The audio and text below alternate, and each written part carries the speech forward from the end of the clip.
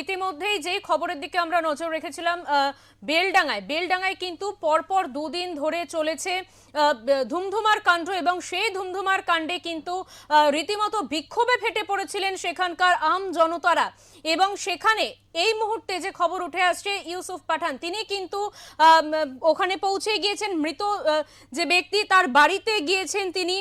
রবিবার নিহত পরিযায়ী শ্রমিকের বাড়িতে গিয়ে পরিবারের সদস্যদের সঙ্গে সাক্ষাৎ করলেন তৃণমূল কংগ্রেসের সাংসদ ইউসুফ পাঠান। শোকাহত পরিবারের পাশে দাঁড়িয়ে তিনি সমবেদনা জানান এবং তাদের সঙ্গে তিনি কথা বলেন।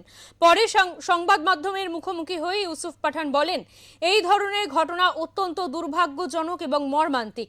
তার বক্তব্য, রাজ্য থেকে যারা পরিযায়ী শ্রমিক হিসাবে অন্য রাজ্যে কাজ করতে যান, তারা শুধু নিজেদের জীবিকার জন্যই নয়, সংশ্লিষ্ট রাজ্যের সামগ্রিক উন্নয়নও গুরুত্বপূর্ণ ভূমিকা রাখেন। তাই এই ধরনের অনভিপ্রেত ঘটনা না ঘটাই কাম্য।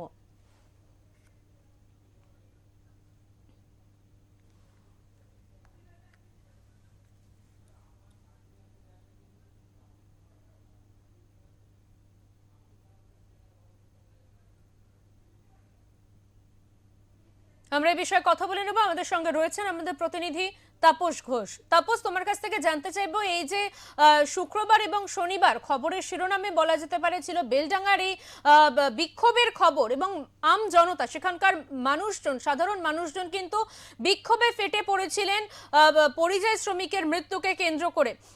সেই বিষয়ে তোমার কাছ থেকে প্রথমে জানতে চাইবো যে এই মুহূর্তে স্থানীয় বাসিন্দাদের ঠিক কি বক্তব্য রয়েছে। দেখো, গত দুদিন ধরে বেলডাঙ্গা প্রায় অশান্তির আগুনে জ্বলছিল। সেই আজ কিছুটা স্বাভাবিক হয়েছে। আস্তে ধীরে ধীরে বেলডাঙ্গা স্বাভাবিক ছন্দে ফিরতে শুরু করেছে। তবে তবে আমরা যেটুকু খবর নিয়েছি, যেটুকু জানতে পেরেছি, যে বাইরে থেকে সবটাই স্বাভাবিক মনে হলেও ভিতরে কিন্তু অশান্তির আজ এখনো ধিকি ধিকি করে জ্বলছে। এবং সে ব্যাপারে পুলিশ প্রশাসন যথেষ্ট তৎপর রয়েছে। ব্যাপক পুলিশ প্রশাসন ওখানে মোতায়েন করা হয়েছে এবং ধরপাকড়ে চলছে। জেলা পুলিশ সুপার তিনি যেটা জানিয়েছেন যে গতকালকেই 30 জনকে ঘটনাস্থল থেকে গ্রেপ্তার করা হয়েছে। আজকে তাদেরকে আদালতে পাঠানো হচ্ছে।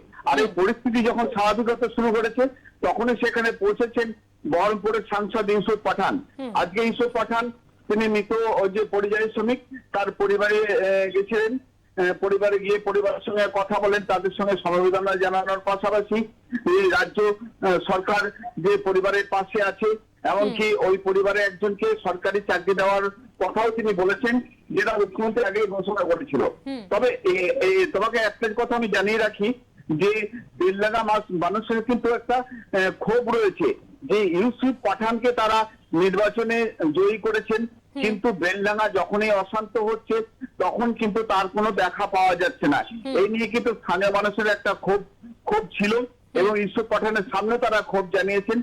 তবে ইউসুফ পাঠান যেটা বলেছেন যে আমি আপনাদের সঙ্গেই আছি, আপনাদের কাছেই আছি, আমি এখানে ছিলাম এবং আমাদের যে বিধায়ক বা তৃণমূলের যে কর্মী, নিচু স্তরের কর্মী, তারা যথেষ্ট সবসময় যোগাযোগ করে চলছিল। একদমই একদমই। অনেক ধন্যবাদ তাপস তোমাকে।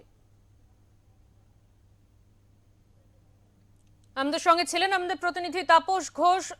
মৃত পরিযায়ী শ্রমিকের বাড়িতে গেলেন ইউসুফ পাঠান। বেলডাঙ্গায় মৃত পরিযায়ী শ্রমিকের বাড়িতে গেলেন ইউসুফ পাঠান। সেখানে গিয়ে তিনি একাধিক আশ্বাস দিয়েছেন তার পরিবারকে। শোকাহত পরিবারের সঙ্গে তিনি দেখা করেন, যদিও তাকে কেন্দ্র করে, তাকে ঘিরে কিন্তু একাধিক আক্ষেপ বা একাধিক প্রশ্ন জেগেছে ওখানকার সাধারণ মানুষের মনে।